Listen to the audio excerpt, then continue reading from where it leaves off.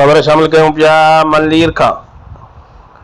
आमद रमज़ान के सिलसिले में क़राची के धणी परतो गोठ में istaqbal रमज़ान ऐं सालगरह सजण साईं जी शानदार तकरीब मुनक़िद कई वई, जंहिंमें खुसूसी शरकत खलीफो मोलाना महमद ارشاد जूखियो ताहिरी ऐं मोलाना अब्दुलकरैम ताहिरी, मोलाना انور ताहिरी, محمد راول طاهري, اوصاف گبول, نويد گبول, محمد रमज़ान گبول ऐं ॿियनि वॾे अंग में शिरकत कई।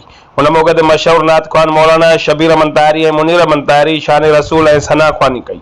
तकरीब के खिताब कंदे महमद ارشاد ताहिरी चयो त रमज़ान शरीफ़ हिकु बाबरकत महीनो आहे, जंहिंमें हर नेकीअ जो 70 भेरा वधीक सवाब मिले थो।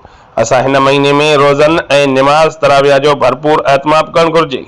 मौलाना अब्दुलकरैम ताहिरी ऐं अनवर ताहिरी चयो त असीं ख़ुशि नसीब आहियूं जो असांखे सजण साईं जहिड़ो सूफ़ी मुर्शिद अता थियो आहे, जंहिं सदाईं इंसानियत सां प्यार ऐं हुकूकुल इबाद जो दर्स ॾिनो आहे ऐं मुर्शिद जे हुकूम ते शजरकारी वारी मुहिम में भरपूर हिसो वरितो वेंदो।